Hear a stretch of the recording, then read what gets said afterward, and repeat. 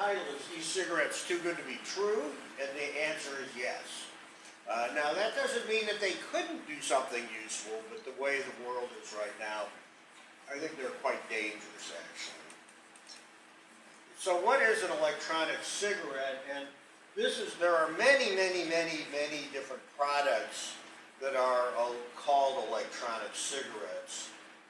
The basic elements of them is that there's a battery, there's a vaporizer that heats up a fluid with nicotine. Usually it's propylene glycol, nicotine, and usually a bunch of other stuff.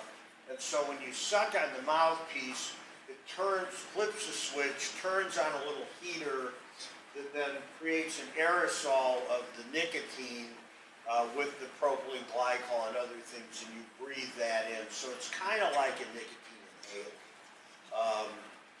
And they're meant to mimic smoking, and there's no question that they deliver fewer toxins than a cigarette does. A cigarette is just exquisitely toxic. It's basically a little toxic waste dump on fire. And you're breathing in thousands of toxic chemicals, a lot of fine particles, and there's just no other consumer product out there that's as dangerous as a cigarette.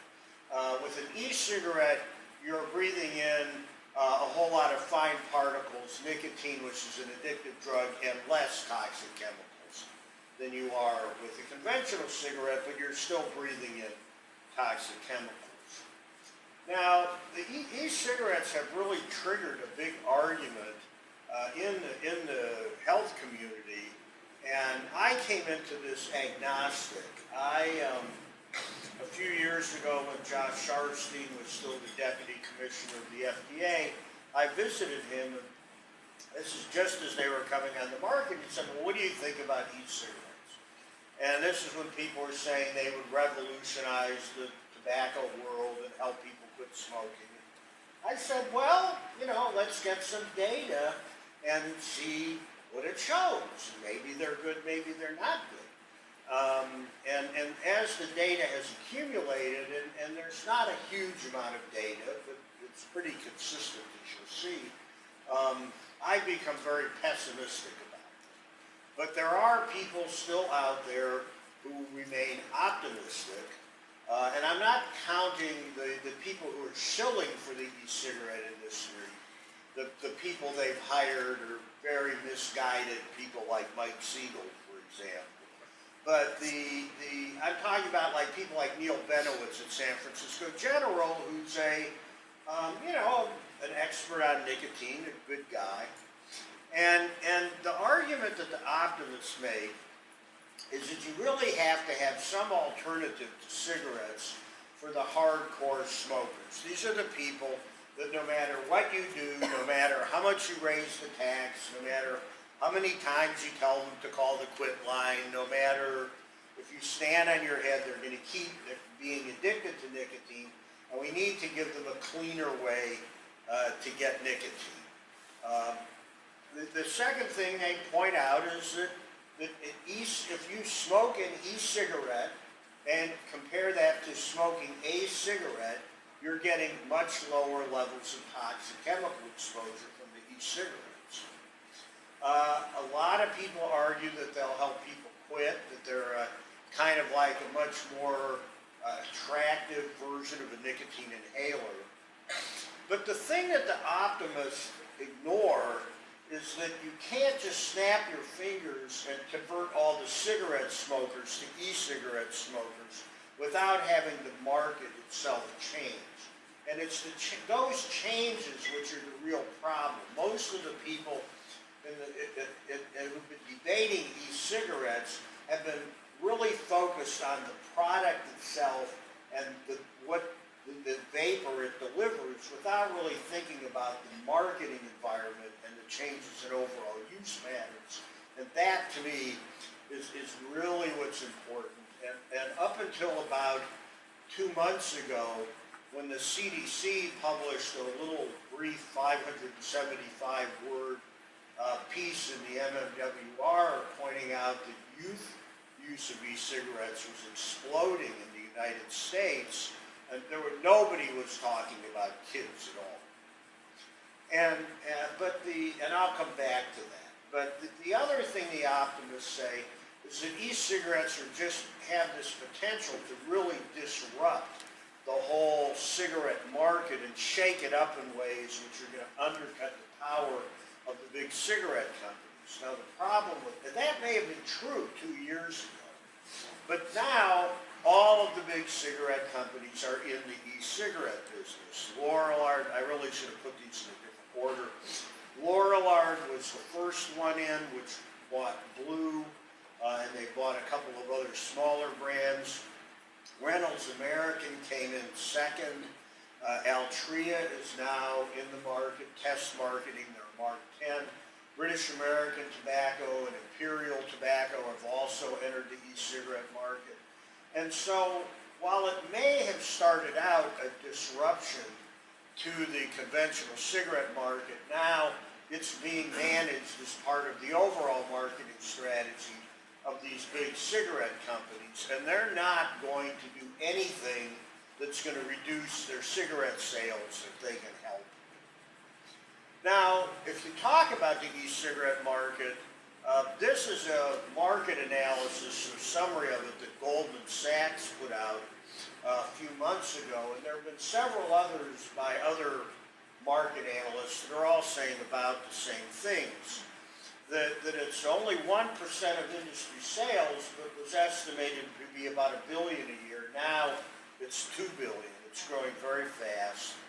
They saw the potential to be about 15% of the total tobacco market profit in a few years.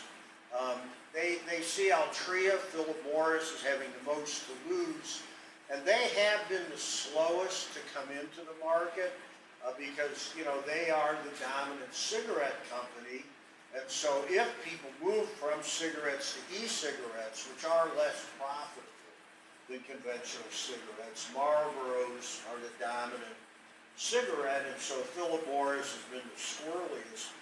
Lorillard has the most to gain. They're the smallest of the major cigarette companies, and they have about half the e-cigarette market right now, so they're doing very well. They think the smaller players who had comprised the market up until recently are going to still be out there because they're willing to accept lower profit margins. They don't have the marketing muscle that the big companies have, so it's not clear how long they're going to survive. E-cigarettes, up until about a year ago, were almost entirely being sold over the internet. It's relatively inexpensive to market through the internet. You don't require the big marketing chains, large advertising budgets for TV and radio, or placement into commercial establishments. But now that the big tobacco companies are in there, you know, you go into Costco, they have Blue cigarettes. Blue, which is Lorillard, has, they've cut deals with amusement parks to create e-cigarette vaping zones.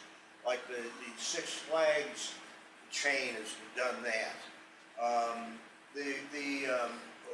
Goldman Sachs said that the rates of trial of these cigarettes are high, but the people are not picking them up, but the rate at which people are picking them up is increasing. They see the entry into the retail market is very important, and this is something only the big cigarette companies have the capital and the connections to do. But the most important thing they found is that most e-cigarette users are what are called dual users of cigarettes. That is, they are not giving up e-cigarettes, or pardon me, giving up cigarettes and using e-cigarettes. They're using both. And that's the most important, or one of the two most important facts is dual use. And so, you know, I was talking to Don Weissman earlier, and he said, well, the Heart Association doesn't know what to say about these cigarettes because there's not much data on them. Well, the most important thing in terms of heart disease is e-cigarettes keep people smoking cigarettes. And if you're smoking any cigarettes, you're suffering essentially the full cardiovascular risk. I'll come back to that. So what are the messages that are being used to sell these cigarettes? And it's really, if you look at e-cigarette marketing, it's really like cigarette marketing of the 50s. We're kind of getting into a time machine and gone back to the 50s. I feel like when I get do debates on this now in media appearances, I feel like Back to the Future. You know, I got in my DeLorean and went back a long time. It's a great movie, one of my favorite movies. But, you know, they've got doctors out there. Richard Carmona, the former Surgeon General, joined the board of directors of Blue. Shameful. Past president of the Lung Association was signed on as a scientific advisor. But these guys ought to be ashamed of themselves. Another thing is they claim that there's no secondhand smoke. Again, they only produce water vapor, and it dissipates in a second. That they produce less secondhand smoke than a cigarette, but they're still polluting the air. And this is a kind of a typical ad where they're, at one hand they're saying they're only putting out a harmless water vapor, but now it's pure nicotine vapor. Nicotine is not without harm, especially if you're a non-user, a non-smoker. And the other thing that I think is interesting about this is water vapor is colorless and odorless. And so this is not water vapor, whatever it is. Another message is the health message. You can use it to quit smoking. And this is a really interesting one from Blue that shows the kind of inconsistent messaging. It's like, you don't need to quit, switch to Blue. So it's not a cessation message, it's a go over to Blue. And then another one that's very important is that you can smoke anywhere. Because, one of the most important things that you guys and a lot of other people have accomplished is moving tobacco use outdoors, and not even everywhere outdoors. I mean, if we were walking down the beach yesterday, the open air shelters are smoke-free, the bus stops are smoke-free. And this freedom to smoke anywhere. We're all adults here. It's time we take our freedom back. To say that the smoking is back in public nicotine consumption indoors is okay. But some of them explicitly tell you how you can quit smoking. If you look at the frequently asked questions, it's how can you quit smoking? What's the best way to do it? And so, if you look at the website, it's telling you how to use e-cigarettes to quit. But if you dig way down deeper, you could find this disclaimer saying, well, actually, we didn't really mean what we said on the website, that there's really no evidence to help you quit. We're not regulated by the FDA. As I said, another very important message is you can smoke anywhere, that this is the socially acceptable way to to get your nicotine fix. All these places that you can't, airplanes, restaurants, nightclubs, bars, actually airplanes now, the Department of Transportation finally said you can't use e-cigarettes on airplanes. And there's 3 states and about 150 communities now include e-cigarettes in their clean indoor air laws. And I think the single most important thing you should walk out if you're wanting to do is include e-cigarettes in your clean indoor air laws.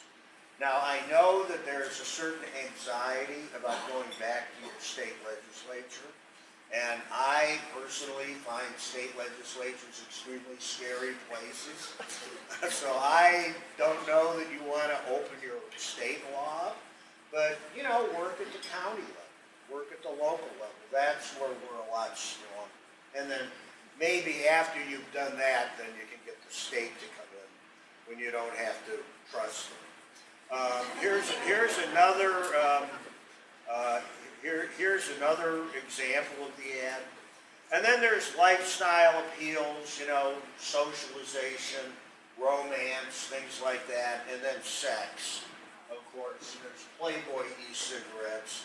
And Jenny McCarthy, the former Playmate of the Year, is now a major spokesperson for Blue. And so no, people know this is like sex appeal and glamour and stuff like that. So, you know, it's out there. And the other thing that's interesting is, and this is again something that the little original e-cigarette companies never could have done, but they're in every Costco store in the country. And the interesting thing is look at where they are. They're in the pharmacy. They're right next to Advil. And this is, in my view, an implied health message. That, you know, these things are a medicine, and they're not. Now, as I said, e-cigarettes are less dirty than cigarettes. And I think, you know, exactly how much disease they cause, what kind of diseases they cause, it's going to take a long time to figure that out because we need to let people use them for a while before you can see just what do they do for heart disease and cancer. But but this is from a paper by Glanz, and he measured these things: formaldehyde, acetaldehyde, acrolein, etc., NNN and NNK, or tobacco-specific nitrosamines, and some heavy metals. And, you know, he compared 15 puffs of an e-cigarette, which he thought was about like smoking a cigarette. And you could see that, you know, by and large, the amount of toxins that are delivered by the e-cigarette are less than a cigarette. Now, sometimes, like if you look at formaldehyde, you know, the upper bound of e-cigarettes is in the, you know, within the range you would get from a cigarette. But for the most part, you know, you're getting less of this bad stuff. And so it may be that you're getting less bad effects, although nobody knows that for sure. But another way to get nicotine by inhalation would be to use a nicotine inhaler, which is an FDA-approved system. And you can see that the e-cigarettes generally are delivering about as much bad stuff or more bad stuff than a nicotine inhaler. The ND means not. So what do we know about direct health effects? Well, as I said, not a lot. Because if you want to know what the long-term effects of e-cigarette use are, people have to use them for a long time. And so we have to wait 5 or 10 years to answer the question. So the question is, what do you do in the meantime? Well, there are some things we do know. One is that e-cigarettes expose users to a lot of ultrafine particles and nanoparticles. And that's completely unavoidable because that's how they work. They work by creating this aerosol of these very fine particles that include nicotine droplets. And those fine particles, or fine particles in general, are bad. They cause heart attacks, they trigger inflammatory processes that are probably related to cancer, and, but you know, nobody knows for sure if the fine particles that e-cigarettes are creating are like the other kind of fine particles that have been studied a lot, which generally come from combustion processes, like cigarette smoke, secondhand smoke, wood smoke, diesel exhaust. All of those things are about the same in terms of their effects. And, you know, that's something people are starting to look at, but you are getting exposed to a lot of these ultrafine particles, which, as far as we know, you know, if we make the assumption that they're ultrafine particles like other ultrafine particles, that's a concern. We know that they deliver nicotine. Which is what they're supposed to do. And if you're a smoker, you know, that's the whole idea. But we also know that they deliver secondhand nicotine exposure. And while there's not a lot of studies that have been done on this, the couple that have been done have shown that bystanders' cotinine, which is, you all know what cotinine is, a nicotine metabolite, is raised in the passive vapors as much as in passive smoke. And that's not surprising because if the e-cigarette is delivering enough nicotine to the smoker to get an effect, they're going to absorb it like nicotine and exhale about the same amount, so it makes sense. And in fact, I think in terms of making the argument for including these cigarettes in secondhand smoke laws, the cleanest argument is to say you're exposing innocent bystanders to nicotine. And then you don't have to get into arguments about, well, how much formaldehyde is okay. There is one study showing acute reduction in pulmonary function among e-cigarette users, that they have reduced forced expiratory flows, and that's probably because of the irritating effects, because propylene glycol does irritate lungs. And then there's some couple of very nice studies on cytotoxicity, looking at the effects on isolated cells. And one cell that's been studied is adult pulmonary fibroblasts, lung cells. But the interesting thing is stem cells are a lot more sensitive to e-cigarette vapor than adult pulmonary cells. And so there may be developmental effects that are really, really important. And also, your body is always making stem cells to repair the natural damage that comes with living. And, that if those repair systems get compromised, that could be causing effects. But it looks like lungs are not the most sensitive. So what do we know about behavior? There are several surveys of adult use that have been done in the United States and several other countries. And why do people say they use e-cigarettes? The first one is that they say it's safer than cigarettes. The second is they're trying to quit smoking, and another one is they can use them in smoke-free areas. So the messages of the e-cigarette marketing campaigns are being transmitted. But the other thing that's really important is that there's very high levels of dual use. That people are in general, smokers are not in general switching from cigarettes to e-cigarettes. They're using cigarettes some of the time, and they're using e-cigarettes in environments where they can't smoke. And there are two surveys that have been done that explicitly quantified dual use. They came up with 84 and 55%. There are several others where you can kind of infer the dual use level from the other statistics. And they're running, I think when the dust settles, it'll be about 80%, which is what Goldman Sachs said. And they might be smoking a little bit fewer cigarettes. This is one of the benefits that the e-cigarette enthusiasts claim, is that even if they're not helping people quit, people are smoking less. But there are a couple of surveys that reasonably measured this, and it looks like there's about 3 cigarettes a day less, which is frankly not enough to matter. Now, what about quitting?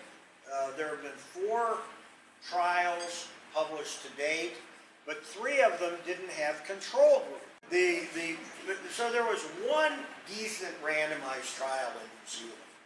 And they compared 3 different conditions: a nicotine e-cigarette, a zero nicotine e-cigarette, and the patch. But the study was kind of biased against the patch, because what they did was, if you were randomized to get the e-cigarettes, they sent them to you by courier. And if you got the patch, they sent you a coupon that you could take to a pharmacy and trade in. Now, we were really beating them up over this, but one of the people doing the study actually visited UCSF, and what she said was they wanted to compare e-cigarettes with usual care, and in New Zealand they have a big quit line, and if you're on the quit line, they'll send you a coupon for a patch. So that was the reason they did it. So I think in the context of the New Zealand study, that's reasonable, but if you're looking at it purely in terms of quit value, the fact that they didn't mail them the patches, I think, it biased the results a little bit. So what did they find after 6 months? Well, they did find a reduction in cigarettes per day of around a half, but there wasn't significant differences between, it was close. But the e-cigarettes was 57, the tobacco or nicotine-free e-cigarettes was 45, patch was 41, but it wasn't statistically significant. But more important, there was no difference at all in quitting. For those of you who are not statisticians, a p-value of 0.5 is like flipping a coin. It's not even close. So the claim that e-cigarettes are going to improve quitting above conventional therapies just hasn't been supported in any of the studies. And the interesting thing from this one and also the non-randomized, the uncontrolled trials, is nicotine-free e-cigarettes worked as well as nicotine e-cigarettes. So I don't know quite what that means, but it's interesting. So so that's what the randomized trial shows. I think, though, the more important thing to look at is what do you see at a population level?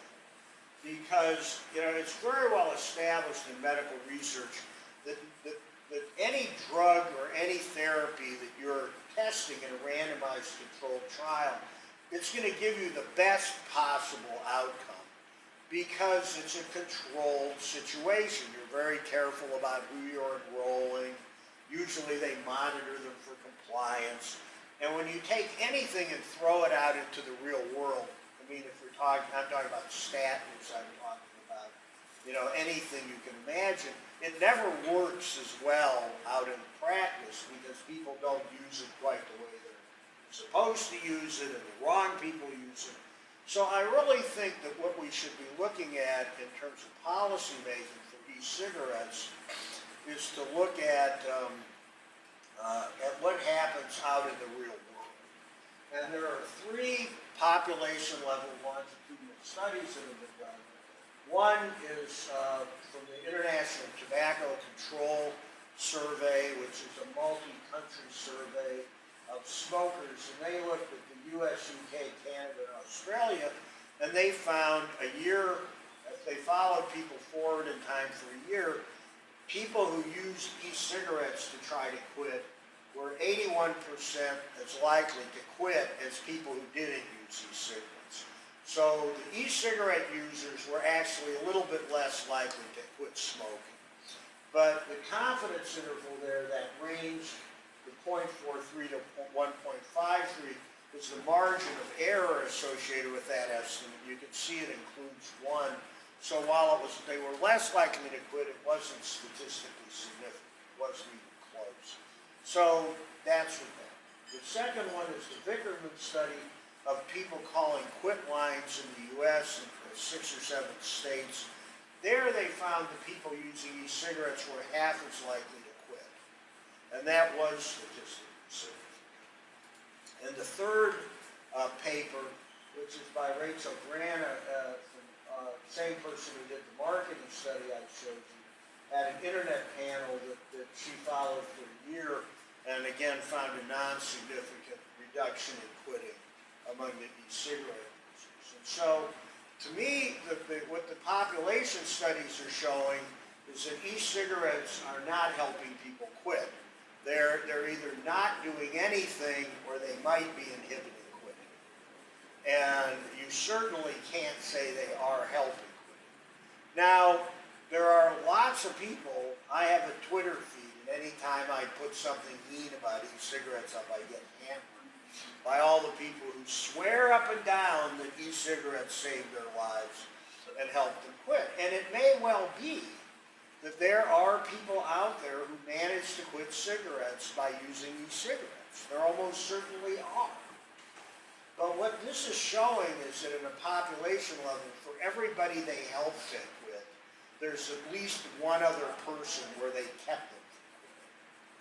So I think in terms of what to advise people is to say, well, some people, these seem to help, but there are other people that they hurt, and you shouldn't believe that they're a quit aid. But what about the cutting down? As I said, for adults, probably when the dust settles, we're going to find that the adult e-cigarette users are smoking a little bit fewer cigarettes. Well, the first thing is there's no cardiovascular benefit of cutting down, period. The dose response for the effects of smoking on heart disease, it's a very steep curve at low levels of consumption. Passive smoking is about 80% as bad as being a pack-a-day smoker. And if you're smoking a couple of cigarettes a day, you're getting almost all of the cardiovascular risks.